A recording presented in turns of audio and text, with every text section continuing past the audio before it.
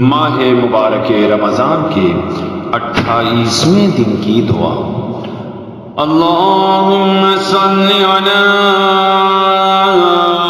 محمد وآل محمد۔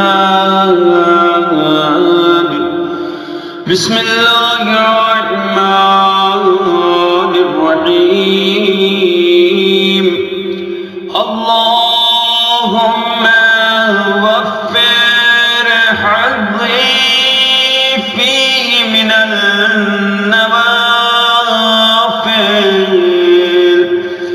وأکرمنی فیہ بإحضار المسائل وقرب فیہ وسیلتی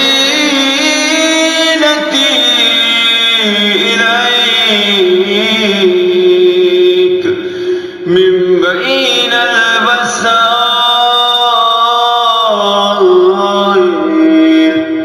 یا من لا یشغلہ الحاح الملحین وصلی اللہ علی محمد وآلہ الطاہرین۔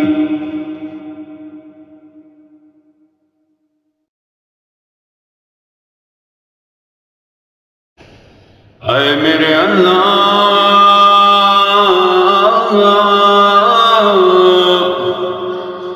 آج کے دن نافلی عبادت سے مجھے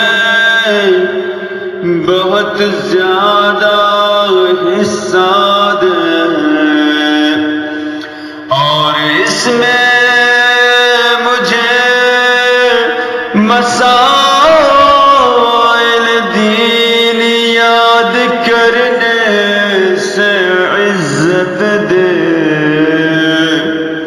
اور اس میں تمام وسیلوں میں سے میرے وسیلے کو اپنے حضور قریب تر فرما۔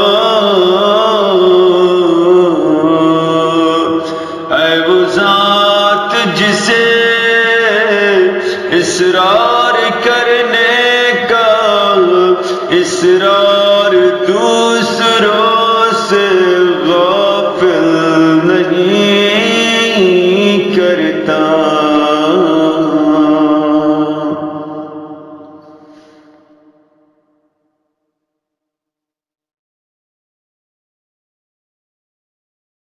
آیات و روایات کی روشنی میں آج کی جو دعا ہے اس کی مختصر شرح پر بھی نظر دوڑاتے ہیں۔ جیسا کہ ہم نے آج کے دن دعا میں پڑھا، اللہم وفر حظی فیہ من النوافل، خدایا اس میں مستحبات نوافل میں میرا زیادہ حصہ عطا کر۔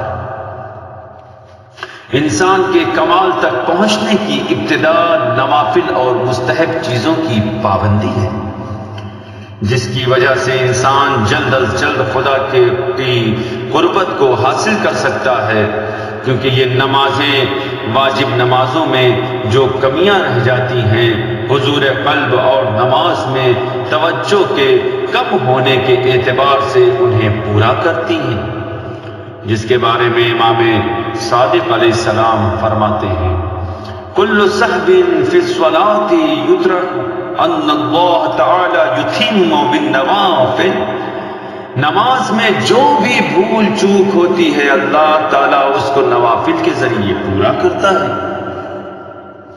مستحب نمازیں بہت زیادہ ہیں اور انہیں نوافل بھی کہتے ہیں۔ مستحب نمازوں میں دن رات کی نافلہ نمازیں پڑھنے کی بہت زیادہ تاکید کی گئی ہے، اور وہ روز جمعہ کے علاوہ 34 رکعتیں ہیں، جن میں سے 8 رکعت نافلہ ظہر 8 رکعت نافلہ عصر، 4 رکعت نافلہ مغرب، 2 رکعت نافلہ عشاء، 11 رکعت نافلہ شب اور 2 رکعت نافلہ صبح ہیں۔ ان سب میں سے سب سے زیادہ فضیلت اگر کسی کو حاصل ہے تو وہ نماز شب کو حاصل ہے، جس کے بارے میں رسول خدا صلی اللہ علیہ وآلہ وسلم ارشاد فرماتے ہیں: اذا قام العبد من لذيذ مضجعه والنعاس في عينيه ليرضي ربه جل وعز بصلاة ليله باهي الله به ملائكته فقال اما ترون عبدي هذا قد قام من لذيذ مضجعه الى الصلاة لم افرضها عليه اشهد انی قد غفرت له۔ جب بندے کی آنکھوں میں نیند ہوتی ہے اور وہ اپنی پسندیدہ نیند کو چھوڑ کر اپنے بستر سے خدا کو راضی کرنے کے لیے نماز شب پڑھنے کے لیے اٹھتا ہے تو اللہ اپنے ملائکہ پہ فخر اور مباحات کرتا ہے اور کہتا ہے: کیا تم لوگ میرے بندے کو نہیں دیکھ رہے ہو جو اپنے پسندیدہ بستر کو چھوڑ کر اس نماز کے لیے کھڑا ہوا ہے جو میں نے اس پر فرض قرار نہیں دی؟ تم لوگ گواہ رہنا کہ یقیناً میں نے اسے بخش دیا ہے۔ اسی لیے ہم آج کے دن خدا سے دعا مانگ رہے ہیں: اللہم وفر حظی فیہ من النوافل، خدایا خدایا خدایا اس میں مستحبات میں میرا زیادہ حصہ قرار دے۔ انسان کی کرامت اس میں ہے کہ جس چیز کو وہ چاہتا ہے اسے حاصل کرتا ہے۔ انسان کے مسائل اگر پورے نہیں ہوئے، اگر اس کی خلقت کا مقصد پورا نہ ہوا تو اس وقت انسان کے اندر ایک قسم کی سستی پیدا ہو جاتی ہے۔ اس لیے ہم کو جو چیز چاہیے اس کے لیے کوشش کرنی چاہیے تاکہ اسے حاصل کر سکے، اپنے مقصد تک پہنچ سکے۔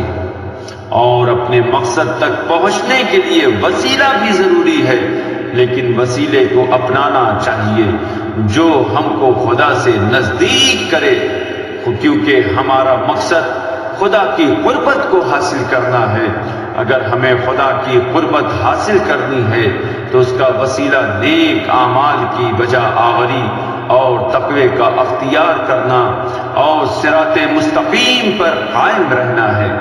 اسی لیے ہم آج کے دن سے دعا مانگ رہے، خدا سے دعا مانگتے ہیں کہ وَأَكْرِمْنِي فِيهِ بِإِحْضَارِ الْمَسَائِلِ وَقَرِّبْ فِيهِ وَسِيلَتِي إِلَيْكَ مِن بَيْنِ الْوَسَائِلِ، اور مجھ کو مکرم بنا مسائل کے حاضر کرنے کے ذریعے، اور میرے وسیلے کو اپنی طرف کے وسائل سے میں قریب کر۔ خدا سب کی دعاؤں کو سنتا ہے اور قبول بھی کرتا ہے۔ یہ ہمارا عیب ہے کہ اگر ایک کام کو انجام دیتے ہیں تو دوسرے کام کو انجام نہیں دے سکتے۔ ہماری توجہ صرف ایک جانب رہتی ہے، ایک طرف متوجہ ہوتے ہیں تو دوسری جانب سے غافل ہو جاتے ہیں، کیونکہ ہم محدود ہیں لیکن خدا کی ذات لامحدود ہے، وہ محدود نہیں ہے، اسی لیے کوئی بھی کام اسے مشغول نہیں کرتا۔ امام علی علیہ السلام سے کسی نے پوچھا خدا قیامت میں تمام بندوں کا محاسبہ کس طرح کرے گا؟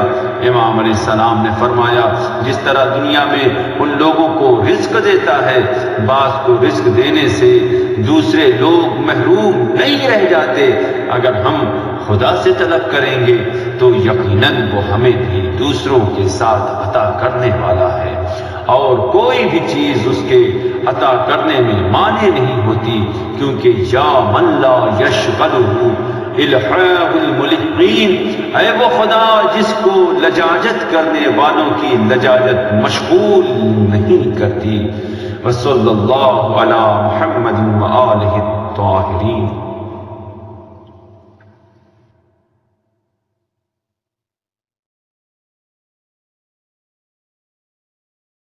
احادیث کی روشنی میں آئیے ہم آج کے دن کے ثواب پر نظر دوڑاتے ہیں۔ جیسا کہ حضرت رسول خدا صلی اللہ علیہ وآلہ وسلم نے ارشاد فرمایا، 28ویں دن خداوند عالم تمہارے لیے جنت الخلد میں 1,00,000 نور کے شہر دے گا اور جنت المأوا میں 1,00,000 چاندی کے محل دے گا اور جنت الفردوس میں 1,00,000 شہر اور ہر شہر میں 1,000 کمرے اور جنت الجلال میں 1,00,000 مشک کے ممبر اور ممبر کے اندر 1000 گھر زعفران کے ہوں گے اور ہر گھر میں 1,000 در اور یاقوت کے تخت ہوں گے اور ہر تخت پر ایک بیوی جو کہ حور العین ہوگی بیٹھی ہوگی۔